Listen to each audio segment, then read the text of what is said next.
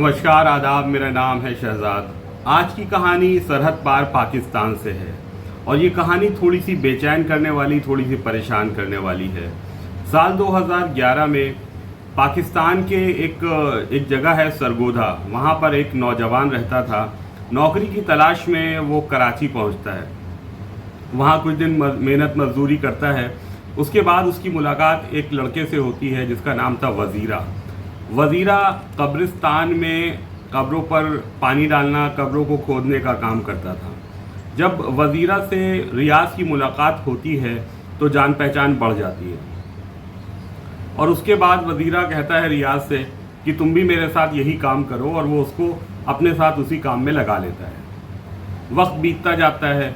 बीतते वक्त के साथ रियाज देखता है कि हर रोज़ शाम को वज़ीरा कब्र खोदता है कोई और उसके अंदर जाता है और कुछ देर के बाद वापस बाहर निकल आता है। काफ़ी दिन देखने के बाद रियाज वज़ीरा से पूछता है कि तुम कब्र के अंदर क्या करने जाते हो रात में। तो वज़ीरा जो कहानी उसको बताता है वही काम रियाज भी करने लगता है। और ये काम क्या था मैं ये भी आपको बताऊंगा। तो होता क्या था कि जब भी असर के वक्त कोई जनाज़ा आता था, असर जो है वो दिन में 5 नमाज़ें होती हैं, तो शाम के वक्त जो लगभग 4 से 5 बजे के बीच जो एक नमाज होती है उसका नाम होता है असर। तो उस वक्त जो भी जनाजे आते थे दफनाने के लिए, उसके बाद वो मगरिब में यानी सूरज जब ढल जाता है उसके बाद जो नमाज होती है उसमें वो कब्र के अंदर उतरता था।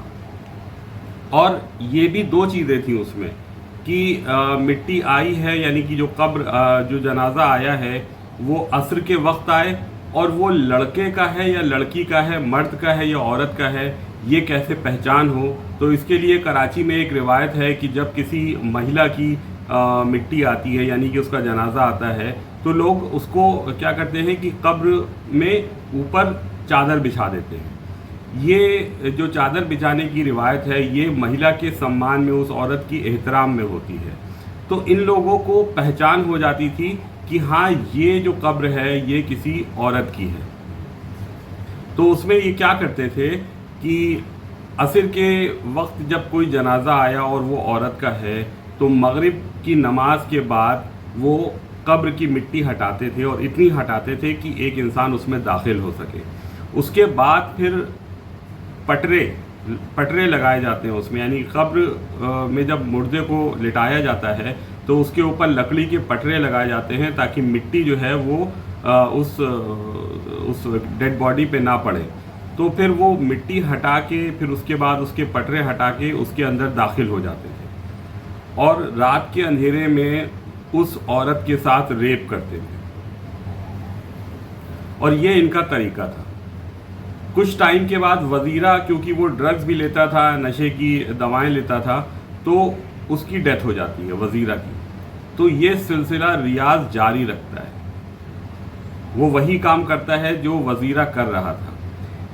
एक बार की बात है कि रात में जब रियाज कब्र के अंदर उतरा और उसने उस डेड बॉडी के साथ, उस लड़की की डेड बॉडी के साथ रेप करना शुरू किया, तो अचानक उसकी नज़र पड़ी, उसका चेहरा खुला हुआ था। अमूमन क्या होता है कि जब डेड बॉडी को कफन से लपेट के नीचे रखा जाता है तो चेहरा ढक दिया जाता है, लेकिन उस लड़की का चेहरा हल्का सा खुला हुआ था और उस चेहरे से उस लड़की का एक दांत दिख रहा था जो कि चमक रहा था बहुत। और उसके बाद उसकी नज़र पड़ती है उसकी आंखों पे, तो आंखों से उसकी एक रोशनी निकल रही थी। वज़ीरा ये देख के इतना डर जाता है कि वो कब्र के अंदर ही चिल्लाने लगता है और चिल्लाता हुआ बदहवास हालत में भागता है चिल्लाता हुआ। तो कब्रिस्तान में और भी जो मुलाजिम होते हैं, जो एम्प्लॉय होते हैं, वो पूछते हैं क्या हुआ। तो रियाज उसमें कोई जवाब नहीं दे पाता है, वो बस चिल्लाया जा रहा था और चिल्लाता हुआ भाग जाता है। तो बाकी जो कब्र के मैनेजमेंट के मुलाजिम थे वो लोग कब्रिस्तान जाते हैं तो देखते हैं कि एक कब्र है वो खुदी हुई है اور وہ قبر جو ہے وہ ایک ابھی جنازہ اس کو دفنایا گیا تھا عصر کے وقت، اور اس قبر کو وہ کھلی ہوئی ہے۔ اس سے پہلے بھی کئی لوگوں کو شک ہوا تھا کہ وہ لوگ اپنے گھر والوں کو دفنا کے جب گئے اور واپس اگلے دن اس قبر پہ آئے تو وہ قبریں ویسی نہیں ملی جیسی وہ پہلے تھیں۔ تو شک تو لوگوں کو تھا لیکن کوئی ثبوت نہیں تھا۔ تو یہ لوگ سمجھ جاتے ہیں کہ ریاض قبر کھول کے اس کے اندر گیا تھا، تو ریاض کو پکڑا جاتا ہے، ریاض کو پکڑ لیا جاتا ہے اور اس سے پوچھ تاچھ کی جاتی ہے۔ کراچی پولیس کو فون کیا جاتا ہے، کراچی پولیس بھی آ جاتی ہے، تو پوچھ تاچھ کرتی ہے۔ تو وزیرہ جو کہانی بتاتا ہے وہ رونگٹے کھڑے کر دینے والی ہے۔ وہ بتاتا ہے کہ پہلے وزیرہ یہی کرتا تھا اور بعد میں اس نے بھی یہی کام کیا اور وہ کرتا رہا، اور کل 48 عورتوں کے ساتھ اس نے ان کی ڈیڈ باڈی کے ساتھ ریپ کیا ہے۔ جب یہ بیان میڈیا میں، پاکستانی میڈیا میں آتا ہے تو ہڑکمپ مچ جاتا ہے اور لوگ وزیرہ کو فوراً پھانسی دینے کی مانگ کرتے ہیں۔ تو آج کی کہانی میں بس اتنا ہی، ملتے ہیں پھر کسی نئی کہانی میں، تب تک کے لیے شہزاد کو دیجیے اجازت۔ جے ہند۔